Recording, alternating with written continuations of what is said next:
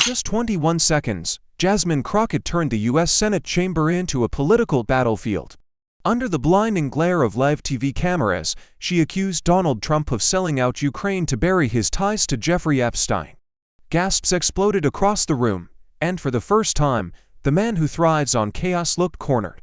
Every eye in America was watching, waiting, as history teetered on the edge. If the most powerful man in the country is willing to sacrifice a nation to hide his own secrets, what else is he capable of? Stay with us. This is a story worth every second of your time. The marble pillars of the U.S. Senate hearing room loomed like silent witnesses, catching slashes of late summer sunlight that slipped through the high-arched windows.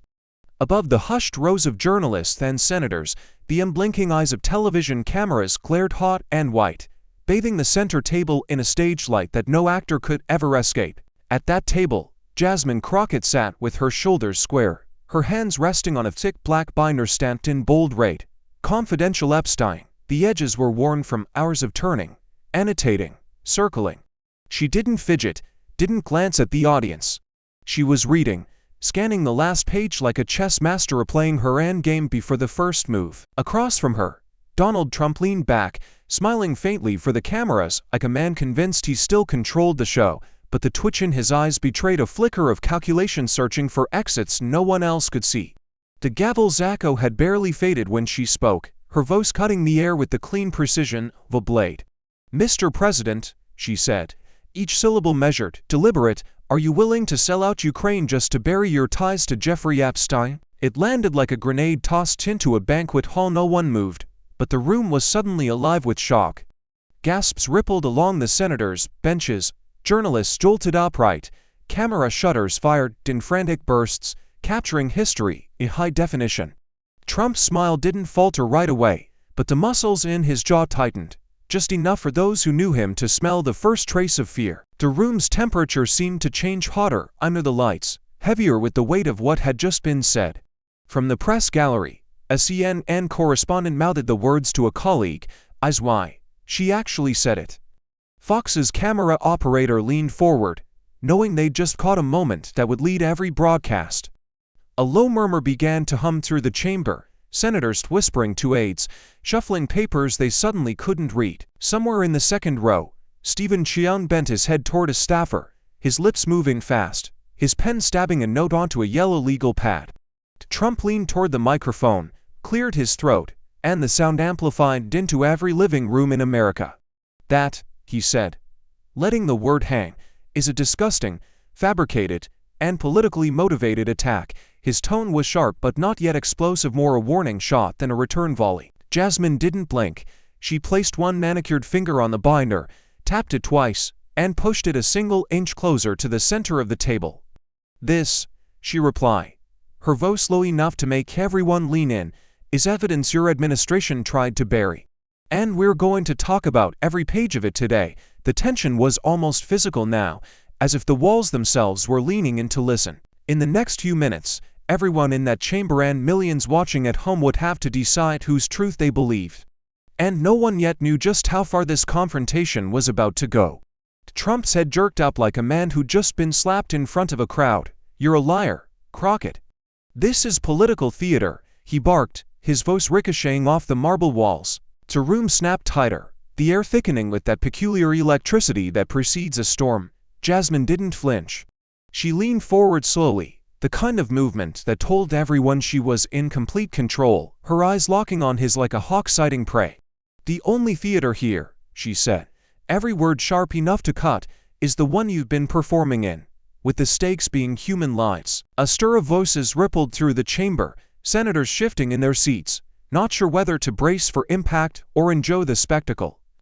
On the Fox News feed, the camera caught Stephen Cheung, hunched toward a staffer, whispering so fast his lips blurred.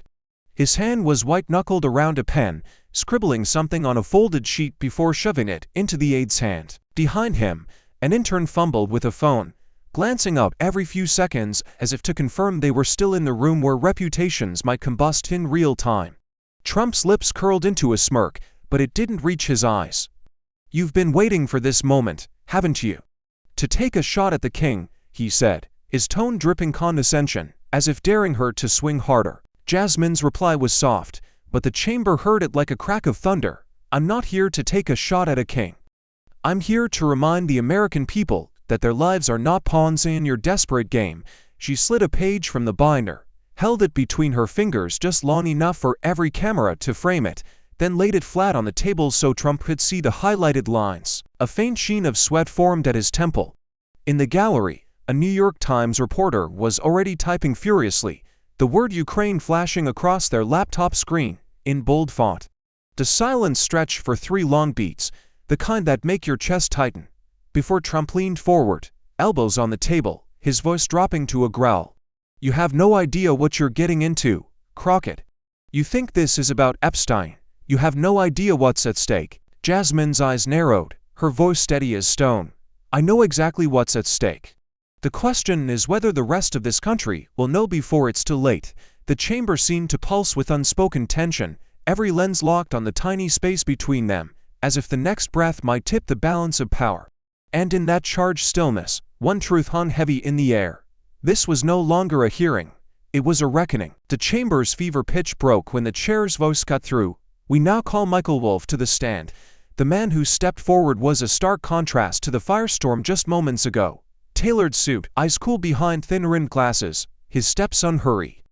Where Jasmine and Trump had been locked in verbal combat, Wolff carried an unsettling calm, the kind that made people lean in because they knew the words would matter. He took his seat, adjusted the microphone with deliberate care, and for a long second simply looked at Trump, as if measuring the weight of the truth he was about to drop. His voice, low and deliberate, sliced into the tension with a precision that made every syllable feel heavier. In the last 3 weeks, he began, Donald Trump has made repeated calls to political allies, donors, and media operatives. These weren't policy discussions, and they weren't about governance. Every single one was about finding, in his own words, a big distraction. On cue, screens lit up in the press gallery as reporters began firing tweets into the bloodstream of the nation. Wolff didn't flinch, didn't hurry. He described the pattern. Early morning calls from a block number, coded language about shifting the narrative, the same refrain playing like a drumbeat. Find me something big enough, loud enough, to drown out Epstein. Trump shifted in his chair, fingers drumming against the table, his jaw working like he was chewing glass. Wolff went on, laying out dates, times, snippets of recorded conversations. One call, he said, involved a discussion about deploying National Guard units to the Capitol, not because of any immediate threat, but because it would be good television. Another was far more specific. He paused there, letting the silence grow heavy enough to draw everyone forward in their seats. And that distraction. He glanced at Jasmine, then back to Trump, was Ukraine. A ripple of shock moved through the chamber, not the loud kind, but the quiet intake of breath that says people are processing a blow it didn't see coming. Trump's hands froze mid-tap. Jasmine's pen, which had been moving across the margin of her notes, stilled entirely. In the back row, a junior reporter mouthed the word Ukraine to her colleague, both of them already knowing tomorrow's headline was being written right here, right now. Wolff leaned in just slightly, his voice dropping even lower. If this is what he's willing to bargain with to save himself from the shadow of Epstein, then I think the American people deserve to ask, what else is on the table? The question hung there, not yet answered, echoing off the marble, burning into every mind in the room. And beneath that silence lurked another question, colder, more dangerous. If Wolff's claim was true, what would be the cost of this distraction? And who, in the end, would be forced to pay it? 10 days earlier, the West Wing was sealed off behind layers of security and tension. The late-night hum of fluorescent lights bathed the Roosevelt room in a sickly yellow, shadows stretching long across the mahogany table where half a dozen senior aides sat, their eyes tracking the figure pacing at the head of the room. Trump's shoes clicked against the polished floor in restless rhythm, his tie slightly askew, his voice sharp and impatient. I need a big win, he snapped, stabbing the air with one hand. Something that changes the conversation before Alaska, before Putin, before all the no's, the unspoken word, Epstein, hung in the air like a live wire no one wanted to touch. One aide, a media strategist, cleared her throat and offered a weak suggestion. We could line up some celebrity endorsements, big names, maybe a rally with a pop culture punch. Trump stopped pacing long enough to glare at her. I don't want fluff. I want something they can't ignore. headlines, wall-to-wall coverage. A move that makes them forget every damn question about that creep. Across the table, another advisor ventured, "We could announce a sweeping immigration crackdown." Headline grabber, base loves it. Trump shook his head violently. "We've done that. Too small. I need a spectacle. I need something huge." His tone was more than frustration. It was hunger, the kind that comes from a cornered animal searching for an opening. In the corner, an aide tapped nervously at a tablet, pulling up polling numbers that told an ugly truth. Every mention of his name in the news came with Epstein's shadow attached. Social media sentiment maps bled red in states he once dominated. Trump leaned over the table, his palm flat against the wood. "It's got to be global, something that makes every network talk about me for days. Something even my enemies have to cover." The room went still, as if everyone was calculating the same dangerous possibilities. Then came the pivot. "What about Ukraine?" A voice suggested quietly from the far end. The word seemed to catch him mid-breath. Trump straightened, eyes narrowing. "Go on." The aide spoke faster now, emboldened by his attention.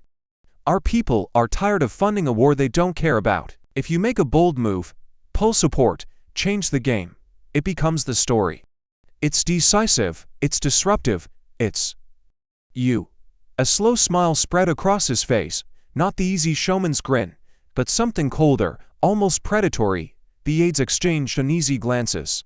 No one dared say it out loud, but they all understood. A geopolitical shift of that magnitude would drown every other headline, even the one he feared most. Outside the locked doors, the West Wing corridors were quiet, but inside, a new play was taking shape. And as Trump leaned back in his chair, eyes glittering at the thought, the only question that remained was whether this big win would be worth the cost, and who, exactly, would be left to pay the bill when the cameras stopped rolling. The screen is a blur of grainy VHS frames. Trump, Penn, Epstein laughing on the balcony of Mar-a-Lago, champagne flutes clinking under strings of white party lights. Another cut, the two in the corner of a Manhattan gala, heads close, speaking over the thrum of music. Headlines roll upward like a slot machine gone mad. Trump, Penn, Epstein. To photos he can't escape. Inside the parties that raised eyebrows, Epstein called Trump his best friend in 1997 interview. The montage quickens. Paparazzi flashbulbs, DOJ seals, Ghislaine Maxwell's smirk frozen in courtroom sketches, until the images crash to black. We fade into Jasmine Crockett's office, lit only by the cold blue glow of a desk lamp.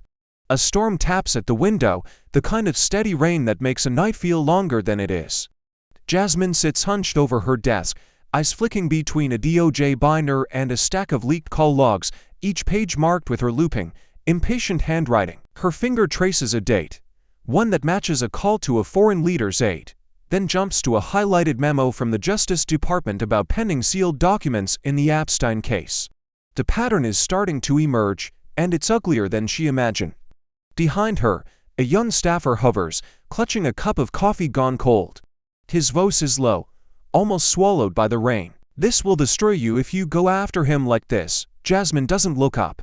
Her pen keeps moving, circling, connecting lines between dates and names. "If I don't," she says, her voice steady but edged with steel, "it'll destroy the truth." The words hang heavy in the room, like the moment before lightning strikes. She flips to another page. A White House visitor log with a name redacted in thick black ink. Her eyes narrow. Somewhere in that blackout is a link no one wants the public to see. She leans back, closes her eyes for half a second, and pictures the hearing room, the cameras, Trump's face when she says the words out loud. It's not fear she feels, it's resolve, wrapped tight around a flicker of rage. The staffer shifts his weight, uneasy, glancing at the clock on the wall. It's past midnight, and the pile of documents still looms like a fortress between her and any kind of rest. Outside, a police siren wails in the distance, fading as it passes the Capitol. Inside, the only sound is the scratch of her pen and the low hiss of rain against glass. She reaches for another file, one marked with an evidence seal, and starts reading without hesitation. The further she goes, the more certain it becomes. There's no turning back. And as the night bleeds into morning, one thought hardens in her mind. If the truth is a blade, then she's ready to wield it, no matter whose hands it cuts. Michael Wolff first heard the Alaska angle in a way that made the hair on the back of his neck rise, A passing remark from a congressional staffer who didn't realize how much they'd just given away. It was after hours in a DC bar, the kind of place where lobbyists and journalists traded secrets over whiskey, and Wolf caught the words Putin, Alaska, and Ukraine tangled in the same sentence. He didn't press right away, he just listened, letting the fragments spill. A reset meeting, a possible deal to scale back US support, a photo op that could be spun into a legacy move. Later, in his hotel room, Wolf scrolled through his notes and felt the pieces lock into place with an almost audible click. By the next morning, he'd traced the story back to its architects, MAGA strategists, who were already workshopping the public line. They called it Ending Endless Wars, a patriotic, taxpayer-friendly soundbite designed to appeal to war-weary voters across party lines. In their talking points, Ukraine wasn't being abandoned. America was refocusing resources, but inside the war room, the tone was different. Leaked messages spoke of changing the narrative and burying the Epstein nose. One strategist even joked in a text, "We swap a foreign war for a domestic win. 2 birds, 1 stone." Wolf's sources painted a picture of a machine grinding forward with ruthless efficiency. Focus groups were already being run in swing states. Key conservative media outlets had been briefed on how to frame the Alaska meeting. A list of patriotic influencers was drafted, ready to flood social media the moment Trump announced the pivot. Everything about it screamed orchestration, not policy, not diplomacy, but pure distraction dressed in the flag. In private, Trump reportedly loved the idea. It was bold, disruptive, headline-dominating, exactly the kind of move he believed only he had the courage to make. And, crucially, it would suck all the oxygen out of the Epstein coverage. The MAGA inner circle understood that their base could be rallied around the idea of breaking with Ukraine, and anyone who opposed it could be painted as part of the deep state war machine. It was a win-win. For him, for everyone else. That was a different question. Wolf stared at his notes, the dual narratives running side by side, the one America would hear, and the one it wasn't meant to. He knew the playbook. Drape it in patriotism, feed it to the loyal networks, drown the rest in no's. But once you stripped away the slogans, it was something far darker, a calculated trade, a nation's security leverage to shield one man from scandal. And as he closed his notebook, Wolf couldn't shake the thought that kept looping in his mind. If the American people knew the real reason behind this deal, would they still cheer it, or would they see it for what it truly was? The MSNBC studio lights burned bright, bouncing off the polished desk as Jasmine Crockett leaned toward the host, her hands clasped in front of her like she was holding something too dangerous to drop. Her voice was steady but laced with an undercurrent of warning.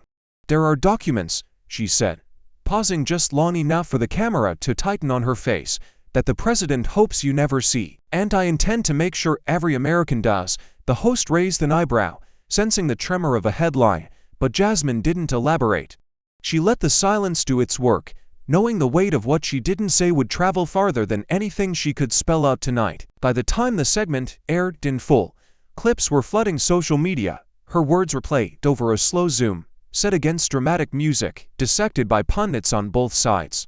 Within an hour, the president's Twitter account roared to life in its signature all-caps fury. "Jasmine Crockett is a diva and a fraud, a total disgrace to this country." Screenshots of the tweet spread like wildfire, accompanied by hashtags from Trump loyalists mocking her, questioning her credibility, even dredging up old photos to smear her in memes. MAGA influencers took to live streams, pounding the narrative that she was playing dress-up for the cameras and looking for her 15 minutes, but the backlash only seemed to harden her supporters. Progressive leaders retweeted her MSNBC clip with messages of solidarity. Civil rights groups issued statements calling her a courageous voice for truth. By the next morning, protesters were gathering outside the Capitol, holding signs that read "Show US the files" and "We stand with Jasmine." News choppers circled overhead, capturing the growing swell of bodies and banners, the chants echoing against the marble steps. Inside her office, Jasmine scrolled through the chaos unfolding online. The president's insult didn't sting. If anything, it confirmed she was hitting a nerve. But the sheer volume of vitriol was a reminder of the risk she'd stepped into. Her staff urged caution. One aide slid a stack of new threats across her desk, another handed her a briefing on security adjustments. She nodded, took it all in, then pushed the papers aside. "If he thinks he can shout me into silence," she said quietly, "he's forgotten who he's dealing with." Somewhere across town, Trump's inner circle was already spinning up counterattacks, booking friendly interviews, and flooding news cycles with unrelated controversies. But the MSNBC moment had lit a fuse. People were talking about the documents, even though they didn't know exactly what they contained. And that was the point. The president could hurl all the insults he wanted. The more he barked, the more it looked like fear. Jasmine knew she couldn't show her full hand yet, not until the moment would hurt him most. The question wasn't whether the country was watching now. It was how they'd react when they finally saw what she was holding. The envelope arrived without warning. No return address, no markings except her name typed neatly in block letters. It was thick, the paper inside stiff and weighty, and when Jasmine slid it open with her letter opener, 3 folded sheets slid out onto her desk. The first page was enough to stop her cold, a partial transcript of a call between Donald Trump and an aide to Vladimir Putin. The date at the top matched the window her research had been circling for days. She read the first line, her pulse kicking harder. The aide spoke in clipped English about assurances and concessions, Trump's responses laced with vague but dangerous phrases, realignment of priorities, pulling back support, domestic stability. Half the sentences were redacted, black bars covering what could have been the most explosive parts, but the tone was unmistakable. This wasn't just speculation anymore. This was a breadcrumb trail that could lead straight to the heart of the Alaska meeting. She read the pages twice, then locked them in her desk drawer, the metal clunk echoing in her office. Her staffer lingered in the doorway, eyes flicking to the envelope. "You think it's real?" he asked. Jasmine didn't answer right away. "I think," she finally said, "that someone wants me to know just enough to keep going, and not enough to stop." It was both a gift and a threat, and she could feel it pressing on her chest like a weight she wasn't allowed to set down. That night, 500 miles away, Trump stood on a stage in Ohio under a shower of red, white, and blue confetti. The crowd was thick with MAGA hats, the air charged with the chant of USA, USA. He gripped the mic with both hands, pacing the length of the stage like a prizefighter who'd already decided the match was his. "Have you seen this woman on TV?" he boomed, voice bouncing off the rafters. "Jasmine Crockett. She thinks she's Nancy Drew. Folks, but she's just making things up." The crowd laughed on cue, some holding signs that read "Stop the Lies" and Trump 2025. He leaned in toward the front row, lowering his voice just enough to make the cameras zoom tighter. "They think they can take me down with fake papers, fake stories. I've been fighting these people my whole life, and I win. Every time." The cheer that followed was deafening, the sound of absolute loyalty, the kind that could swallow a scandal whole if it came from the wrong lips.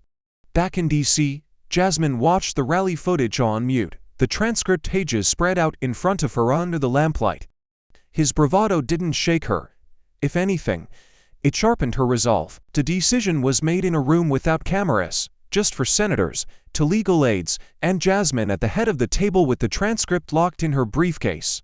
The air was heavy with the low hum of an old fluorescent light, the kind of silence that makes every breath sound like a chose. She laid out her case in sharp, deliberate strokes, the partial call transcript, the timing of the Alaska trip, the public narrative of ending endless wars versus the private reality of burying Epstein's shadow. She didn't embellish, she didn't need to. The facts were enough to set the room on edge.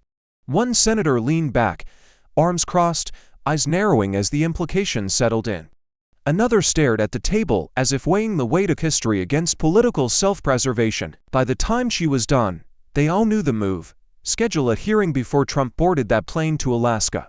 Force him under oath, on live television, with the eyes of the nation fixed on him before he could make any handshake deals with Putin. The logistics would be tricky: committee approval, calendar maneuvering, securing the right witnesses. But Jasmine had already mapped it out. She spoke in the clipped rhythm of someone who had been rehearsing this in her head for weeks, her words carrying the quiet urgency of a countdown clock. The plan rippled outward in discreet calls and encrypted messages. Allies on the Hill were looped in, sympathetic media outlets primed for leaks. Every piece of the operation was designed to converge at the same point. A single morning in the Senate chamber when Trump would be forced to face the very questions he had been trying to outrun.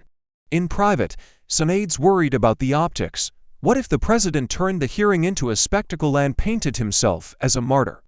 But Jasmine had already thought of that. She wouldn't give him a stage to rant.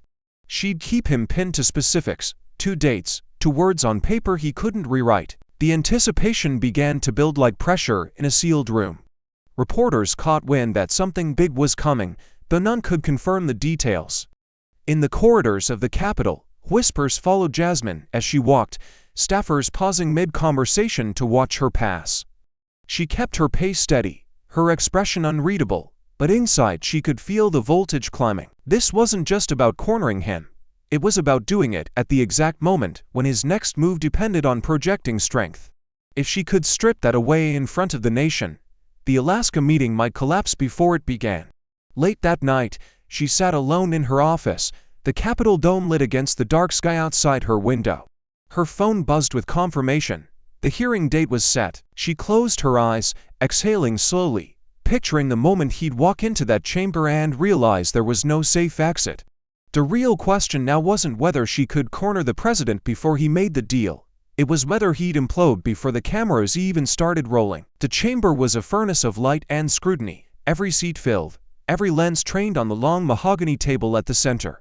Trump sat rigid in his chair, shoulders squared like a man preparing for a fight, his expression set somewhere between defiance and disdain.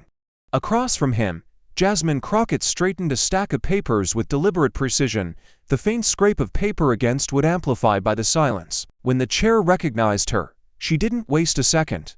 "Mr. President," she began, her voice carrying the kind of steel that cuts clean through the static of politics, "these are Department of Justice memoranda. The so-called Epstein files your administration promised to release to the American people over 8 months ago." She lifted the first page, the DOJ seal catching the glare of the cameras, and let it hang in the air for a beat too long. They never saw the light of day.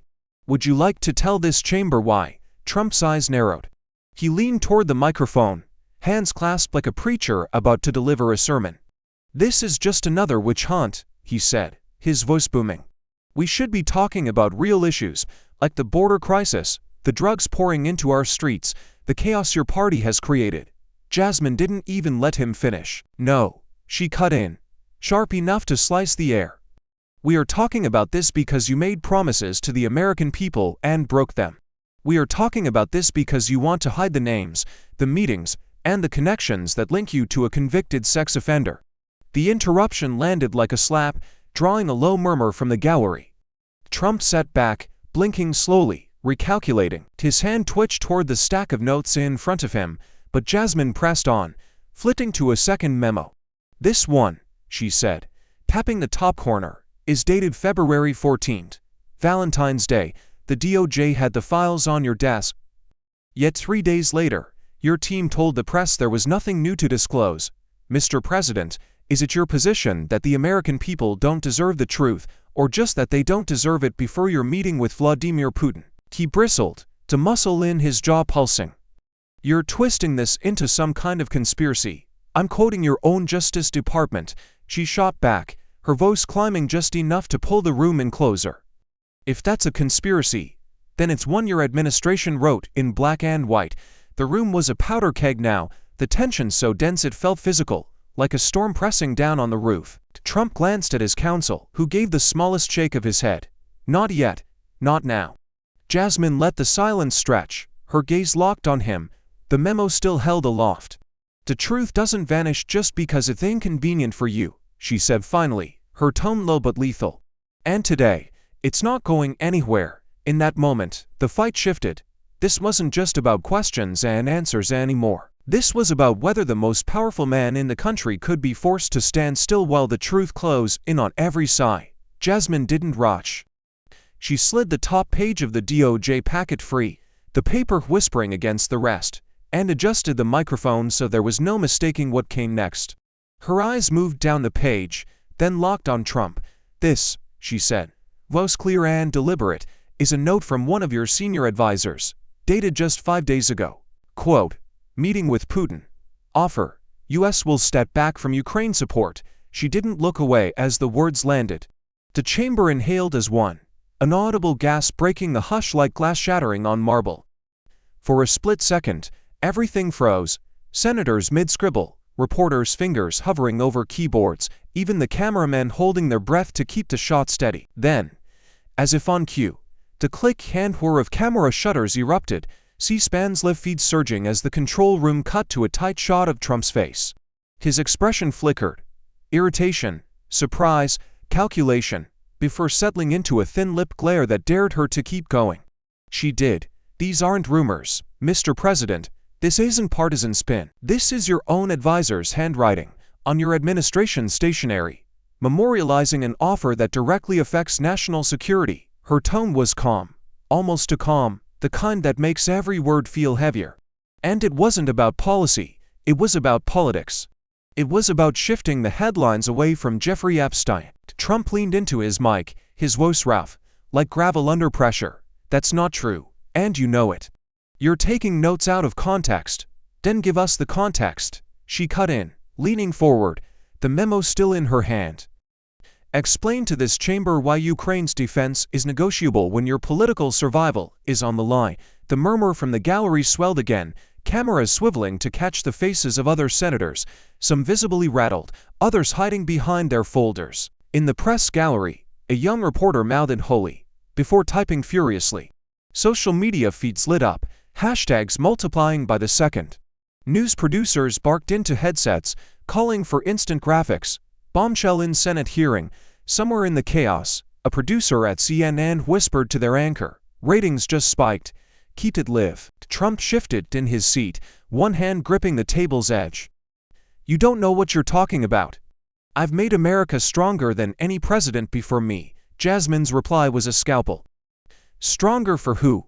For the people watching now, or for the men you meet behind closed doors? The silence after that was heavier than any shouting could have been.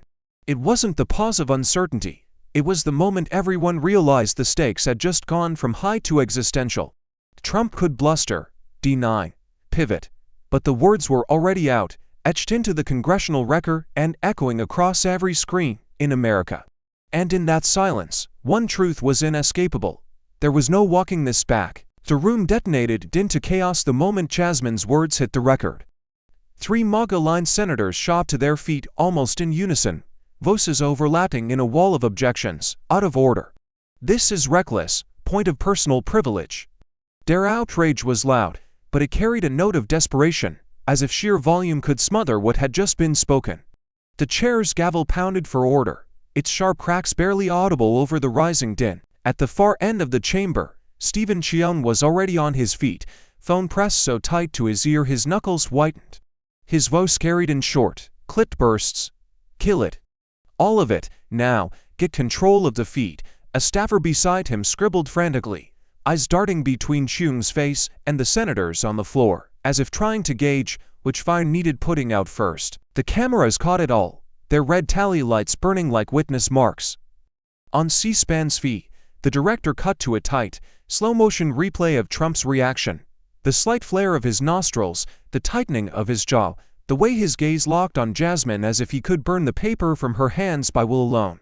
The frame froze for a beat before returning to the left shot, where he sat utterly still, but radiating a kind of heat that made the air feel brittle. Jasmine remained seated, her hands folded loosely over the memos, eyes sweeping the room with the calm of someone who had been expecting this storm all along. She didn't raise her voice, she didn't need to. The senators scrambling to shield him were doing more to confirm her point than any answer he might have given. The tension didn't feel like politics anymore. It felt like the first cracks in a dam, the ominous groan before the break. In the press gallery, reporters hammered at their keyboards, fingers blurring, some dictating into recorders, their eyes never leaving the floor. One correspondent muttered to another, "This could be the clip they play 50 years from now." On Twitter, hashtags erupted, hashtag Ukraine for Epstein, hashtag Putin deal, hashtag Epstein files, each one trending within minutes. Cable networks rolled lower thirds in bold red. Bombshell. Crockett accuses Trump of quid pro quo with Putin. The gavel finally quieted the chamber, but the energy didn't dissipate. It just compressed into something denser, more dangerous. Trump leaned toward his mic, but before he could speak, Jasmine's voice cut clean through the tension. "The American people will decide if this is theater, Mr. President, or if it's the day the truth finally caught you." The room held its breath, And for a moment, it seemed even Trump's inner circle wasn't sure which way this would break. Outside, the sun had dipped behind the Capitol dome, casting the chamber in long shadows. And as the cameras kept rolling, the question hanging over the airwaves was no longer just rhetorical. Is this the moment his presidency begins to collapse, or the moment he decides to burn everything down with it? The White House briefing room was already packed when the side door swung open and Trump strode in, flanked by aides moving with the tight, clipped steps of people trying to keep pace with the storm. The lighting was harsher than usual, casting sharp lines across his face, amplifying the tension in his jaw. He didn't wait for the press secretary, he didn't even pause at the podium.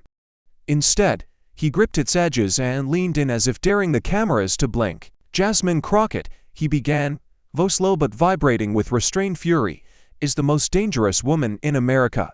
The line dropped into the room like a live grenade. Reporters straightened. Camera shutters fired, and every network feed lit up with the chyron. He didn't let the shock breathe. "She is not a truth teller. She's not a hero. She is a fraud, a liar. A puppet for the radical left and her fake news friends." His hand shot out, stabbing the air for emphasis. "These so-called documents," she waved around, "in the Senate, fabricated, totally fake. Cooked up in back rooms with the media that has been after me since day one."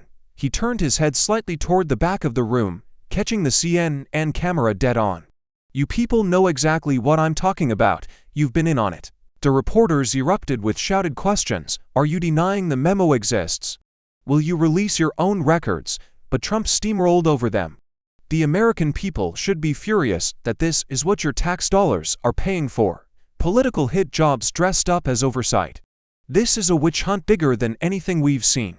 And believe me, we've seen plenty." His voice swelled, feeding off the energy in the room, until it was less a statement and more a rallying cry. "They want to take away your president because they know they can't beat me in an election."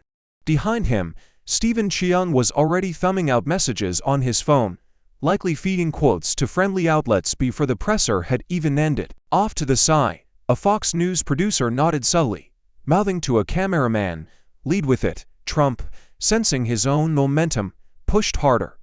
"Jasmine Crockett wants to put America in danger. She's willing to jeopardize national security just to get her face on television. That makes her dangerous. That makes her a threat not just to me, but to every citizen watching right now." The accusations hung in the air, heavy and deliberate, like the first drops of oil in a spreading fire. He stepped back from the podium without taking a single follow-up, the scrape of his chair lacked in the stunned room. The door slammed behind him, leaving reporters shouting into the empty space, their voices chasing him down the hallway. And as the feed cut to black for a commercial break, one question burned across the airwaves: was this the counterpunch that would rally his base, or the moment the country realized the fight had turned into something far more dangerous than politics? Jasmine didn't wait for the morning shows to set the narrative. 2 hours after Trump's press conference, her official account dropped a single post, 3 high-resolution scans of the memos, each one crisp enough for viewers to see the DOJ letterhead, the advisor's handwriting, the date stamps that matched his own travel schedule. No commentary, no hashtags, just the documents, unfiltered, sitting in plain sight. Within minutes, screenshots spread across Twitter, Instagram, and TikTok like a contagion. Analysts began dissecting every margin note, zooming in on signatures, debating whether the ink smudge in the corner was accidental or a sign of rushed secrecy. Then came the video, shot in her office, the blinds half drawn against the midday glare. Jasmine sat at her desk with the documents in front of her. She didn't raise her voice, but every syllable carried the kind of focus that cuts deeper than shouting. "The only thing fake here," she said, holding the top page toward the camera until the writing filled the frame, "is the loyalty you pretend to have for this country." The clip hit social media like a thunderclap. Hashtags flipped from hashtag fake files to hashtag show the files in less than an hour. News anchors played the line on repeat, splicing it against footage of Trump calling her the most dangerous woman in America. Cable panels scrambled to rebook guests. Some Republicans doubled down, calling the scans deep fakes and political theater, but their denials felt thin next to the raw, unedited images flooding timelines. Legal analysts pointed out that the DOJ seal and document formatting matched official templates exactly. Others noted the significance of the specific phrasing in the notes, "Step back from Ukraine support," and how it mirrored the language in Trump's campaign speeches over the past month. By evening, the documents had been downloaded hundreds of thousands of times. Grassroots groups organized impromptu rallies, holding printouts of the memos aloft like protest signs. Outside the Capitol, a crowd chanted her line from the video, the words echoing off the stone steps, "The only thing fake here is your loyalty." The sound bled into live news hits, turning her rebuttal into a rallying cry. Inside her office, Jasmine watched the coverage with a calm she'd been cultivating for weeks. Her staff moved around her, answering media requests, coordinating with allies on the Hill, monitoring threats that had spiked since the leak. She didn't flinch at the no's, she thrived in it. This was the exact storm she had prepared for, and she knew how to navigate it without getting swept under. The real power of the release wasn't just in proving the documents existed, it was in daring him to deny them now that every American could read them with their own eyes. And as the sun dipped behind the dome, painting the city in long shadows, one truth settled over the Capitol like a drumbeat: the battle had shifted to open ground. The next move wouldn't be about who shouted the loudest, it would be about who could stand their ground when the truth came swinging. By morning, the city was alive with no's. On one side of Pennsylvania Avenue, a sea of protesters surged toward the Capitol, their signs a patchwork of rage and defiance. "Show us the files, nitrogen monoxide deal with Putin." And in bold red letters, Jasmine's viral lie, "The only thing fake here is your loyalty." Across the barricades, Trump loyalists waved flags and blasted country anthems from portable speakers, chanting "Witch Hunt" until their voices cracked. The split-screen coverage on every network turned DC into a battlefield. Left panel, Jasmine supporters, faces lit with purpose. Right panel, MAGA diehards, eyes burning with fury. Social media was a war zone of its own.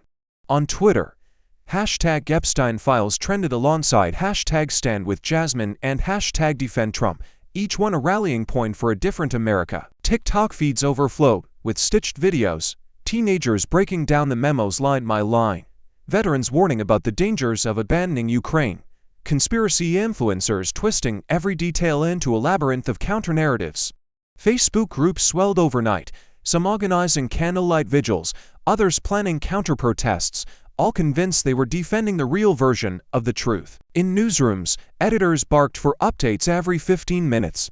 Producers cut together looping montages, Jasmine stepping into the Senate chamber, Trump at the podium calling her dangerous, the scans of the memos glowing under studio lights. Opinion shows ran split panels where pundits shouted over each other, the words traitor and hero ping-ponging between mouths until the segments collapsed into commercial breaks. The emotional current was volatile. First a flash of fury, raw and unfiltered, as both sides dug in. But by late afternoon, something began to shift. Crowds outside the Capitol grew quieter, their chants replaced by long conversations in huddled circles. A group of young veterans, originally there to protest against Jasmine, crossed the street to speak with her supporters about the risks of pulling back from Ukraine. Clips of these exchanges, tentative, awkward, but real, began circulating online, earning millions of views. By evening, polls started trickling in. A slim but measurable majority now believed the memos were authentic. Talk radio callers, once unanimously hostile, started asking questions instead of issuing verdicts. Comment sections on conservative sites split in half, with some longtime loyalists demanding Trump prove them fake rather than simply call them so. The outrage was still there, but now it was threaded with something more dangerous to those in power: doubt. Inside the Capitol, Jasmine watched the footage on a muted screen, the reflection of the protests flickering in her eyes. Outside, the street swelled under the weight of a question no gavel could silence, no press conference could drown. Can truth really win in the court of public opinion, or will it be buried beneath the roar of those who fear it most? And somewhere, in the quiet that follows every storm's first strike, the answer was beginning to take shape, but no one yet knew which way it would break. The countdown clock was everywhere: CNN's lower third banner, Fox's primetime ticker, push alerts on every phone, Alaska summit, Trump-Putin meeting in 72 hours, studio maps trace the flight path Air Force One would take over the Arctic Circle, while pundits dissected every grainy photo of Putin stepping into his motorcade. The official agenda spoke of bilateral cooperation and strategic realignment, but off-camera, the whispers were louder, sharper, that the deal to scale back U.S. support for Ukraine was still alive, and that the last 3 days of chaos had only made it more urgent. Inside Jasmine's office, the air was thick with the smell of burnt coffee and paper warmed under desk lamps. Her team huddled over laptops, cycling through news clips and security updates, trying to read the patterns in Trump's shifting public tone. One moment he was all defiance, promising tough talks with Russia. The next, he was smiling in Fox interviews, dropping vague lines about making America stronger by minding our own business. It was a pendulum swing that felt less like strategy and more like theater, a calculated confusion meant to keep everyone guessing. Then her phone buzzed with a message that froze her mid-step. It was from a source she'd trusted for years, someone who had never once burned her. Agenda just changed. Private session added. No U.S. note-takers, only interpreters. Off the books, she read it twice, her thumb hovering over the screen. The implications unspooled in her mind like a fuse catching fire. No official record, no accountability, a conversation between two leaders that could reshape policy in a single, undocumented hour. She called the source immediately, voice low. What prompted this? The answer came back tight, almost reluctant. It was requested by the Russian side, but approved instantly. The source hesitated, then added, and they're telling staff it's about mutual security concerns. Jasmine knew exactly what that was code for. In the language of power, mutual security was the fig leaf you draped over a deal you didn't want the public to see. Her aide saw the shift in her face before she said a word. She pushed the phone across the table so they could read the message for themselves. We have less than 72 hours, she said, her voice steady but edged with urgency. If he goes in there without oversight, he could give them everything they're asking for, and walk out claiming it was in our best interest. The room fell silent, the gravity settling in.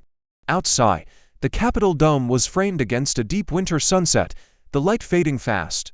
Somewhere in Alaska, the conference rooms were being prepared, the flags pressed, the seating arranged. Somewhere in Moscow, the talking points were already written. And in Washington, Jasmine felt the clock ticking not in hours, but in breaths. The question wasn't whether the deal would happen, it was whether the country would even know what it had lost before it was too late. The meeting wasn't on the schedule, and that was the point. Senate leadership had been pulled into a cramped, wood-paneled conference room just off the floor, the kind of space meant for quiet huddles, not the political brawl that was about to unfold. Jasmine came in with a folder under her arm, her staff trailing behind, faces set in stone. She didn't bother with pleasantries. We need to block his travel, she said flatly. If the inquiry isn't finished, he doesn't get on that plane to Alaska. The majority leader leaned back in his chair, eyes narrowing. You're talking about grounding the President of the United States, he said. The word slow, deliberate. You understand what that means. Jasmine stepped forward, planting her hands on the table. I understand exactly what it means. I understand that if he meets Putin in a closed-door session with no U.S. record, the next thing you hear could be that America has abandoned Ukraine, and that the reason has nothing to do with policy, and everything to do with Epstein. Murmurs rose from the others at the table, some incredulous, others uneasy. One senator tried to defuse it with a dry chuckle. You're assuming the worst here. I'm assuming what his own advisor wrote down. Jasmine shot back, her voice cracking like a whip. Don't tell me I'm making a leap when you've all seen the memo. We don't get a second chance at this. The room's temperature spiked as the conversation turned into a volley of raised voices. You'll split the chamber in half if you try this. Deader that then split the country apart after the fact. You're grandstanding, and you're hiding behind procedure while he sells out national security. The gavel on the table went ignored, drowned out by the clash of voices, until finally, Jasmine slammed her palm down hard enough to rattle the water glasses. You think this is about politics? She demanded, scanning the room. This is about a president who will do anything to bury the truth, and a Senate that's either going to stop him or stand by while he trades away our allies for his own skin. Her words hung in the thick air, daring anyone to contradict her. For a moment, no one spoke. The majority leader drummed his fingers against the armrest, weighing the optics, the precedent, the rest. Finally, he said, you don't have the votes to block him, Jasmine straightened, gathering her folder. Then you'd better hope the cameras catch everything that happens in Alaska, because when this blows back, the country will remember who stood in the way. As she walked out, the door shut behind her with a decisive click, leaving the room heavy with the knowledge that the clock was still ticking. And somewhere above the din of politics and procedure, the question pulsed like a heartbeat. If they couldn't stop him from leaving, could they stop what he was planning to bring back? The mood in Jasmine's office was as heavy as whetstone. The meeting with Senate leadership had ended in a wall of procedural shrubs and political hedging, and the reality was setting in. Trump's plane would leave for Alaska, and there was nothing, on paper, to stop it. Staffers spoke in low voices, shuffling papers they weren't really reading. Jasmine stood at the window, watching the last light sink behind the Capitol dome, the reflection of her own still face framed by the glass. That's when the knock came. Firm, deliberate, not the quick rap of an aide or intern. When the door opened, it was Senator Richard Kearns from Maine, a Republican with a reputation for keeping his distance from the extremes of either party. He wasn't known for surprises. Tonight, he looked like a man carrying one. "We need to talk," he said, stepping inside before anyone could answer. His coat was still damp from the drizzle outside, his jaw tight, closed the door. Once they were alone, he reached into his briefcase and pulled out a thin folder. "I wasn't going to get involved," he began, his voice low, "but what you laid out in that meeting, it's worse than you think." He flipped the folder open to reveal an internal memo stamped confidential from the State Department, notes from a back-channel exchange with Russian intermediaries. The language was unmistakable, a proposed de-escalation involving a phased U.S. withdrawal of military aid to Ukraine in exchange for mutual understandings unrelated to the war itself. Jasmine's eyes scanned the page, the heat rising in her chest. "This came to me through a staffer I've trusted for 20 years, Kearns continued. "If I sit on it, I'm complicit. If I bring it forward alone, I get destroyed. But if I hand it to you..." He didn't finish the sentence. He didn't have to. The implication was clear. This was the missing link between rumor and provable fact, and in the right hands, it could detonate. Jasmine closed the folder slowly, meeting his eyes. "Why now?" she asked. He hesitated, then answered, "Because I served in uniform. And because I'm not going to watch my party trade away allies just to save one man from his own scandals." It was the first flicker of something Jasmine hadn't felt since the hearings began. Momentum. The kind that could shift a narrative, fracture a united front, and force even the most loyal defenders to reassess. By the time Kearns left, the folder was locked in Jasmine's desk, and her staff was already on secure calls with legal counsel and media allies. The air in the room had changed, lighter, sharper, humming with possibility. What had felt like an impossible wall hours ago now had a crack running straight through it. Somewhere beyond these walls, Trump's travel team was finalizing the Alaska itinerary, oblivious to the fact that the ground had just shifted under their feet. And as Jasmine glanced at the clock, one question pressed itself into her mind. Could a single defection change the course of history, or was this just the first spark in a fight that was about to consume them all? The chamber was standing room only, the air dense with the heat of bodies, the hum of cameras, and the anticipation of millions watching live from living rooms, bars, and office break rooms across America. The gavel struck once, sharp and final, and Jasmine Crockett rose from her seat. She didn't glance at the crowd or the flashing press gallery. Her focus was locked on the stack of folders in front of her. One by one, she opened them like carefully set traps. She began with the timeline, her voice calm but carrying through the room. Dates, meetings, phone calls, each point clicked into place like gears meshing in a machine. February 14th, DOJ memos delivered to the President. March 3rd, internal advisor note, meeting with Putin, offer, U.S. will step back from Ukraine support. March 7th, an unrecorded back-channel call between Trump and a Russian aide, confirmed by independent telecom logs. The senators shifted in their seats. The audience leaned forward as she layered each fact with direct quotes from official documents, her tone never wavering. From the evidence folder came the high-resolution scans, blown up on the monitors flanking the chamber, showing the advisor's handwriting, the DOJ seal, the timestamps that matched Trump's private schedule. She read from Kearns's State Department memo, the words mutual understandings unrelated to the war ringing out like a gavel strike. At the defense table, Trump sat motionless, his face a practiced mask, but his jaw flexed with every page she turned. Jasmine's delivery was surgical, every detail built on the last, the weight of proof stacking higher until it was impossible to ignore. She didn't look for applause, didn't pause for effect. The drama came from the inevitability of the narrative she was building. "This is not conjecture," she said, holding the final page aloft. "This is your president's record, in his administration's own words, in his advisor's own handwriting." A murmur rolled through the chamber, part shock, part recognition. The feed cut to homes and offices nationwide, where millions were frozen in that same moment of dawning clarity. And as Jasmine set the last document down, the question seemed to vibrate through the air. Had the most powerful man in the country just been caught in a betrayal too big to survive? Trump rose slowly, gripping the edges of the table like a man pushing himself up from the weight of the world, or the weight of the moment.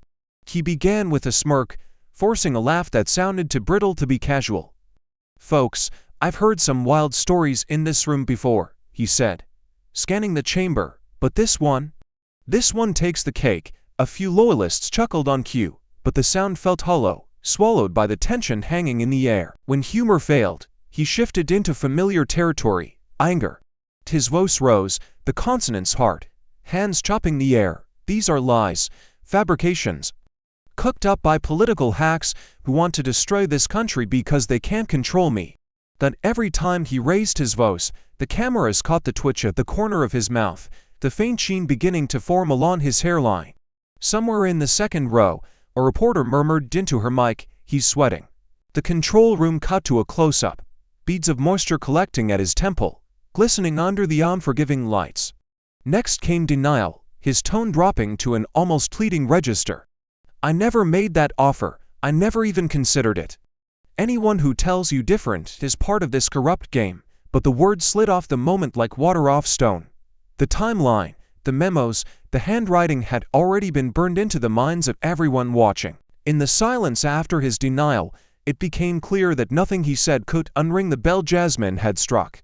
He looked out over the chamber, searching for a friendly face, a nod, any sign of reinforcement.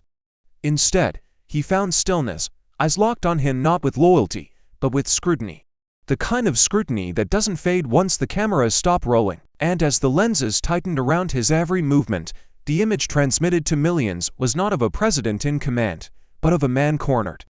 A man who knew the walls were closing in, and the only question now was whether he'd try to push back, or watch them seal shut. Jasmine rose one last time. The chamber hushed into a stillness that felt almost unnatural after hours of clashing voices. She didn't raise a document or point an accusing finger.